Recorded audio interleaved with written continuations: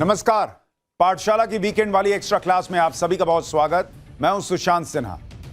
दुनिया में आजकल प्रधानमंत्री नरेंद्र मोदी की जबरदस्त चर्चा है। इंटरनेशनल मीडिया में पीएम मोदी छाए हुए हैं, फिर चाहे वो पूरब की मीडिया हो या पश्चिम की। हर चर्चा में बस एक ही बात निकलकर सामने आ रही है कि बॉस ट्रंप को इस बार दमदार जवाब देने वाला मिला है कोई। वेस्टर्न मीडिया में जियोपॉलिटिक्स के एक्सपर्ट कह रहे हैं कि ट्रंप ने पीएम मोदी और नए भारत को आंकने में बड़ी भूल कर दी।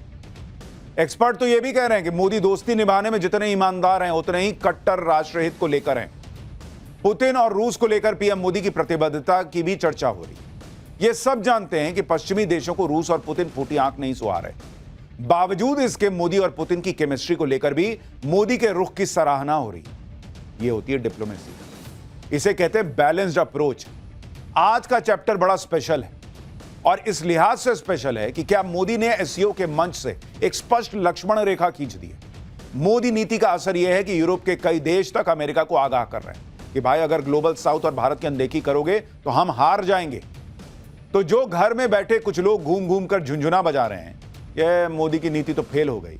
उन्हें यूरोप से उठती आवाजें आज सुननी चाहिए और वो आवाजें मैं आपको सुनाऊंगा, क्योंकि यह देश की बात है, राष्ट्रहित की बात है। आज के इस चैप्टर में बात करूंगा कि ट्रंप की टैरिफ नीति के भारत के ट्रेड पर इफेक्ट ज्यादा है या अमेरिका पर इसके साइड इफेक्ट ज्यादा है। बनारस से लेकर सूरत और मुंबई तक के कारोबारी क्या कह रहे हैं यह भी आपको दिखाऊंगा। इसलिए क्लास में बने रहने का है बॉस, क्योंकि मोदी की विदेश नीति से लेकर ट्रेड नीति तक का क्रैश कोर्स है। यह आप इसको समझ कर चलिए। रिपोर्ट देखिए। विश्व के मंच पर एक दृश्य उभरा, राजनीति का नया दर्शन उतरा, राग और रंग सधे संवाद चले, उन्मुक्त हंसी गूंजी, ठहाके उड़े और उनका मन बदल गया। किसी ने मचल के कहा, पूरब से चली हवा ने पश्चिम से सूरज उगा दिया। डोनाल्ड ट्रंप जो अकड़ में थे, खबर में थे, इंटरनेशनल मीडिया के चारों पहर में थे, अचानक उनके सुर बदल गए। वो जो हिम से जमे बैठे थे 4 दिन में पिघल गए। एक दिन पहले शुक्रवार को ही ट्रंप ने एक पोस्ट किया था जिसमें उन्होंने कहा था कि ऐसा लगता है कि हमने भारत और रूस को खो दिया। ट्रंप ने चीन का जिक्र करते हुए कहा कि हमने भारत और रूस को चीन के सबसे गहरे अंधेरे रास्ते पर खो दिया। ट्रंप ने कहा कि उम्मीद है इन सब का भविष्य लंबा और समृद्ध हो। लेकिन 24 घंटे के भीतर ही ट्रंप का रुख पूरी तरह बदल गया। उन्होंने कहा कि मैं मोदी के साथ हमेशा दोस्ती रखूंगा। वो एक महान प्रधानमंत्री हैं। भारत और अमेरिका के बीच एक विशेष रिश्ता है, चिंता की कोई बात नहीं है। हमारे बीच कभी कभी ऐसे पल आते हैं। इस बदले माहौल की कूटनीति की विवेचना अलग अलग कोणों से होती रहेगी, लेकिन भारत अमेरिका संबंधों और ट्रंप के बीते तमाम बयानों पर संतुलन, संयम और संवेदनशीलता के साथ आगे बढ़ने वाले पीएम मोदी ने ट्रंप के ताजा बयान पर पहली प्रतिक्रिया दी। उन्होंने एक्स पर लिखा, राष्ट्रपति ट्रंप की भावनाओं और हमारे संबंधों के सकारात्मक मूल्यांकन की हम तहे दिल से सराहना करते हैं, उनका पूर्ण समर्थन करते हैं। भारत और अमेरिका के बीच एक अत्यंत सकारात्मक और दूरदर्शी, व्यापक एवं वैश्विक रणनीतिक साझेदारी है। रूस यूक्रेन जंग को लेकर जिस तरह से ट्रंप और उनके बड़बोले एडवाइजर इनडायरेक्टली भारत को जिम्मेदार ठहरा रहे थे, उनको भी जवाब मिल चुका है, खासकर ट्रंप के बदले हुए रुख के साथ कि भारत सही था और रहेगा। भारत अमेरिका संबंधों के इस पूरे घटनाक्रम में एक बात शीशे की तरह साफ हो चुकी है कि मोदी या भारत की स्वतंत्र नीति को कोई दूसरा देश डिक्टेट नहीं कर सकता, जिसके बारे में यूरोप के कई देश लगातार ट्रंप नीति की आलोचना करते हुए ग्लोबल वेस्ट को आगाह करते रहे थे कि भारत को लेकर ट्रंप की जिद उन्हें खेल में पराजित कर बाहर कर देगी। तो क्या ट्रंप का ताजा जवाब उनके बड़बोले एडवाइजर और उनके कॉमर्स मिनिस्टर के लिए भी है, जो भारत के बारे में अपनी औकात से ज्यादा बोल रहे थे?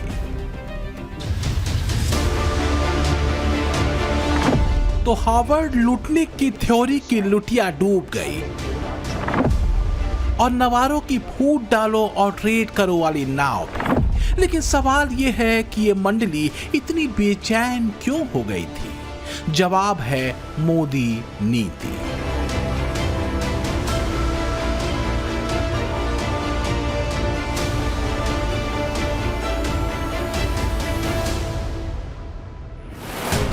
तो बस एक दांव, बस एक चाल, बस एक नीति, धैर्य, धारणा और धर्म की, और मोदी ने ट्रंप नीति को चारों खाने चित्त कर दिया।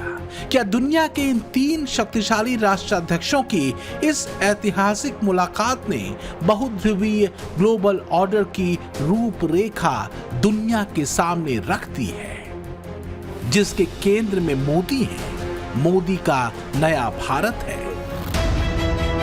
विंस्टन चर्चिल ने कहा था कि राजनीति वह कला है जिसमें कल, अगले हफ्ते, अगले महीने, अगले साल क्या होगा ये बताया जाता है और बाद में ये समझाया जाता है कि ऐसा क्यों नहीं हुआ।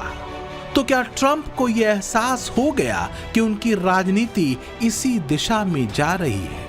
क्योंकि ट्रंप के टैरिफ वाले दांव के साइड इफेक्ट के लक्षण ग्लोबल रेटिंग एजेंसी मूडीज ने बताना शुरू कर दिया था। मूडीज की लेटेस्ट रिपोर्ट के मुताबिक अमेरिका गंभीर मंदी की कगार पर पहुंच गया है, जिससे अमेरिका की इकोनॉमी को भारी नुकसान हो सकता है।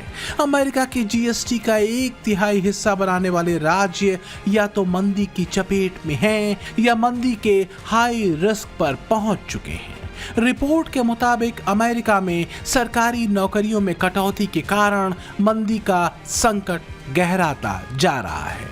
जब से ट्रंप राष्ट्रपति बने हैं तब से सिर्फ वॉशिंगटन डीसी में ही 22,000 से ज्यादा सरकारी नौकरियां चली गईं। रिपोर्ट में यह भी बताया गया कि अमेरिका का मैन्युफैक्चरिंग पीएमआई यानी परचेजिंग मैनेजर्स इंडेक्स घटकर 48% के करीब पहुंच चुका है। इस वक्त अमेरिका में उद्योगों की स्थिति यूएस ग्रेट रिसेशन के समय से भी बदहाल बताई गई है। मूडीज ने इसकी बड़ी वजह दुनिया भर के देशों में टैरिफ अटैक को बताया है और कहा गया है कि अमेरिका के उद्योग ट्रंप प्रशासन की इंपोर्ट ड्यूटी के गलत प्रभावों से जूझ रहे हैं। रिपोर्ट में यह भी बताया गया है कि बहुत ज्यादा इंपोर्ट ड्यूटी की वजह से अमेरिका में प्रोडक्ट्स का निर्माण अब मुश्किल होता जा रहा है। अमेरिका में कम होती नौकरियों पर ट्रंप सरकार इस कदर घिर रही है कि वहां की मीडिया में उसकी फजीहत होनी शुरू हो चुकी है। ट्रंप की टैरिफ नीति के बैकफायर ने ट्रंप को भारत अमेरिका संबंधों के बीच एक संवाद की खिड़की खोलने को क्या मजबूर कर दिया, क्योंकि कुछ दिन पहले तक ट्रंप भारत रूस संबंधों और टैरिफ के प्रश्नों पर भड़कते तक दिखे थे। जरा गौर कीजिए कि ट्रंप की दोस्ती वाला बयान पीएम मोदी के जीएसटी वाले दांव के चलने और आगे भी कई और रिफॉर्म्स लाने की तैयारी के बीच आया है, जिन सुधारों को ट्रंप टैरिफ के इफेक्ट को कम करने और कारगर तरीके से उनसे निपटने के लिए अहम माना जा रहा है। तो ट्रंप टैरिफ के भारतीय अर्थव्यवस्था पर विपरीत असर का काउंटर प्लान क्या है? क्या मोदी ने अपना फुल प्रूफ प्लान एक्टिव कर दिया है? बड़ा सवाल यही है कि क्या पीएम मोदी ने ट्रंप टैरिफ का काउंटर प्लान एक्टिव कर दिया है? क्या जीएसटी रिफॉर्म वाला दाव उसी काउंटर प्लान का हिस्सा है? प्रधानमंत्री नरेंद्र मोदी चुप बैठने वालों में से तो नहीं। भारत पर लगाए गए ट्रंप टैरिफ के बाद से वो और ज्यादा टफ और डिटरमिन्ड दिख रहे हैं। अभी तो सिर्फ जीएसटी रिफॉर्म आए हैं। अब पीएम मोदी का फोकस एक्सपोर्टर्स के कारोबार पर होने वाले ट्रंप इफेक्ट को कम करने पर है, क्योंकि ट्रंप के 50% टैरिफ से कपड़ा, गहने, चमड़ा, फुटवेयर और एग्रो प्रोडक्ट्स के निर्यातक गंभीर चुनौती का सामना कर रहे हैं। सूत्रों के मुताबिक पीएम मोदी उस प्लान पर काम कर रहे हैं कि इन क्षेत्रों में लोगों की नौकरियों की सुरक्षा बनी रहे और निर्यातकों के अपने उत्पादों के लिए नए बाजारों को ढूंढने तक उत्पादन जारी रखने में परेशानी ना है। इसके लिए सरकार ठीक वैसे ही स्टिमुलस पैकेज पर काम कर रही है, जैसा कोविड महामारी के समय एमएसएमई सेक्टर के लिए किया गया था। अगर मैं सार बताऊं तो यही कह सकता हूं कि इससे भारत की शानदार अर्थव्यवस्था में 5 रत्न जुड़े हैं। पहला, टैक्स सिस्टम कहीं अधिक सिंपल हुआ। दूसरा, भारत के नागरिकों की क्वालिटी ऑफ लाइफ और बढ़ेगी। तीसरा, कंजम्पशन और ग्रोथ दोनों को नया बूस्टर मिलेगा। और चौथा, ईज ऑफ डूइंग बिजनेस से निवेश और नौकरी को बल मिलेगा। और पांचवा, विकसित भारत के लिए कोऑपरेटिव फेडरलिज्म यानी राज्यों और केंद्र की साझेदारी और मजबूत होगी, यानी इनकम में भी बचत और खर्च में भी बचत। अब ये डबल धमाका नहीं है तो क्या है? एक्सपर्ट मानते हैं कि चीजों के सस्ता होने से भारत में उन सामानों की खपत बढ़ेगी, लोगों के पास पैसा बचेगा तो वो खरीदारी करेंगे, जिससे बाजार में लिक्विडिटी बनी रहेगी, यानी ट्रंप टैरिफ का असर थोड़ा कम होगा। हालांकि इसका असर बहुत सीमित ही होगा। इसमें कोई दो राय नहीं कि ट्रंप का 50% अनैतिक टैरिफ भारत के कई सेक्टर्स पर असर डालेगा। इसमें मुख्य रूप से textiles and garments, James and jewellery, leather and footwear और एग्रीकल्चर एंड डेयरी इंडस्ट्री शामिल है। 2024-25 के अनुसार ये सेक्टर सीधे 45 मिलियन यानी 4.5 करोड़ लोगों को रोजगार देता है। इसी तरह IBEF के अनुसार जेम्स एंड ज्वेलरी का सेक्टर 50 लाख लोगों को रोजगार देता है। लेदर एंड फुटवेयर इंडस्ट्री से करीब 45 लाख लोग जुड़े हैं, जिनमें 40% महिलाएं हैं। हमने वाराणसी, मुंबई और सूरत में बनारसी साड़ी और ज्वेलरी इंडस्ट्री से जुड़े लोगों से ये समझने की कोशिश की कि ट्रंप टैरिफ का कितना असर फिलहाल दिख रहा है। वाराणसी में बनारसी साड़ी के कारोबार से जुड़े लोग बता रहे हैं कि ट्रंप टैरिफ की वजह से कारोबार 30% घटा है। कि अमेरिका ने जो 50% टैरिफ लगाया है भारतीय प्रोडक्ट पर, इंडियन प्रोडक्ट पर, उसका कितना असर इस वक्त बनारसी साड़ी उद्योग पर देखने को मिल रहा है?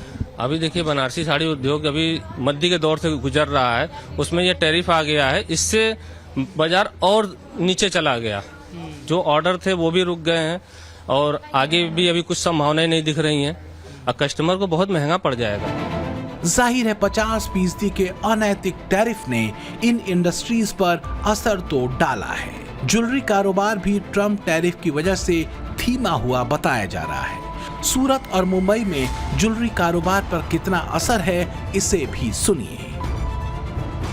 डायमंड इंडस्ट्री पर शॉर्ट टाइम के लिए थोड़ी इफेक्ट होगी, लंबे टाइम वो खत्म हो जाएगी, क्योंकि वो डायमंड है, पॉलिश डायमंड। टैरिफ तो जो 25% लगा या फिर उसमें और एडिशनल 25% लगा, तो शॉर्ट टाइम दिखेगा उसका थोड़ा असर। बाकी मेरे हिसाब से ये 4-6 महीने में ये जो भी जितना है उतना ही चलेगा, उसमें कोई दो राय नहीं। टैरिफ जब से लागू हुआ है, ट्रंप ने लागू किया है, तब से मार्केट में काफी ज्यादा हलचल है। शेयर मार्केट भी काफी ज्यादा उतार चढ़ाव देख रहा है। क्या जो ज्वेलरी के ट्रेड थे उस पर भी इसका कोई असर हो रहा है सर?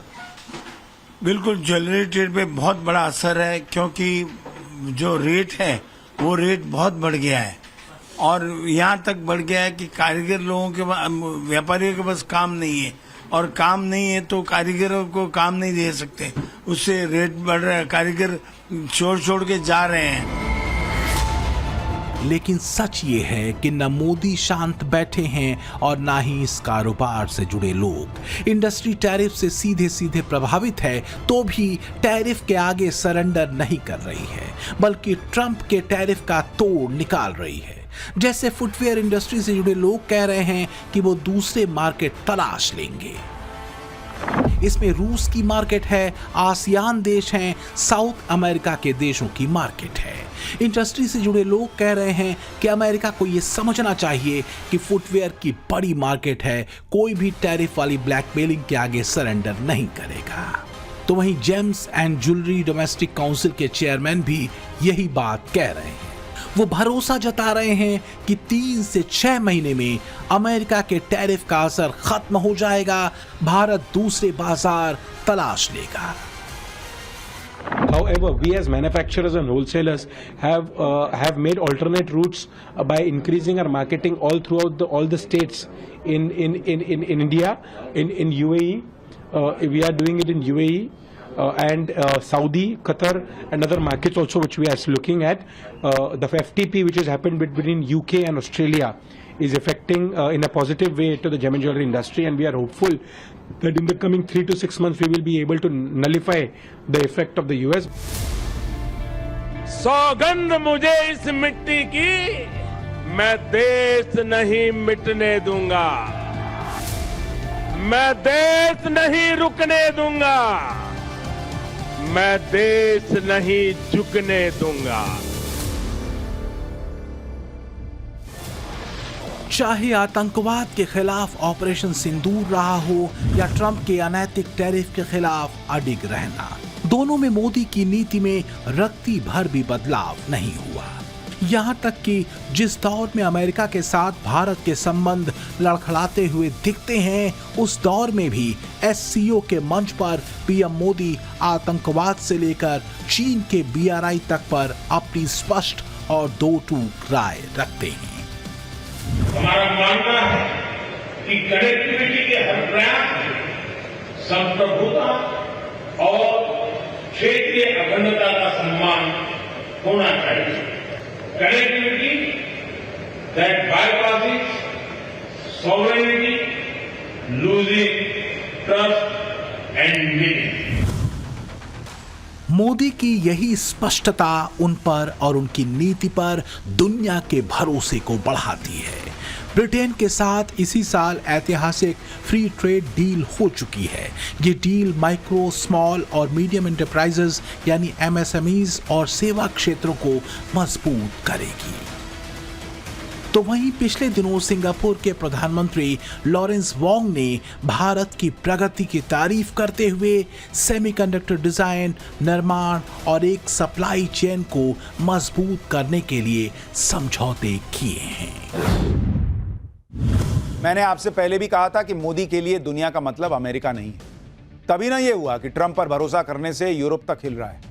वो मोदी के साथ अलाइन हो रहा है, भारत के साथ चलने को तैयार है। जर्मनी के विदेश मंत्री तो बोल कर गए, आप रूस से संबंध रखिए, अपने को कोई दिक्कत नहीं बॉस। क्योंकि सब एक ही तरह से सोचें, ऐसा हो नहीं सकता। बताइए, ये जर्मनी कह रहा है और ट्रंप रूस का नाम लेकर भारत को धमकाना चाहते हैं। ये कतई नहीं होगा, मोदी के राज में तो नहीं होगा। अलास्का में पुतिन ट्रंप के सामने बोल चुके हैं कि जब से वो आए हैं तब से अमेरिका रूस के बीच व्यापार 20% बढ़ा है। क्यों नहीं बोले ट्रंप की लगता है लगाता हूं खुद पर टैरिफ? भारत पर दुनिया को ज्ञान दे रहे हैं, लेकिन दुनिया समझ चुकी है आज का दौर भारत का है। यूरोप मोदी पर भरोसा कर रहा है। पुतिन मोदी की दोस्ती किसी से छुपी नहीं है। जिनपिंग चाहते हैं कि एलिफेंट एंड ड्रैगन डांस करें। ग्लोबल साउथ के देश, यहां तक कि अफ्रीकन कंट्रीज का भरोसा मोदी पर है। एक चेहरा है जो ग्लोबल साउथ का भरोसेमंद नेतृत्व कर रहा है और वो नाम है नरेंद्र मोदी का।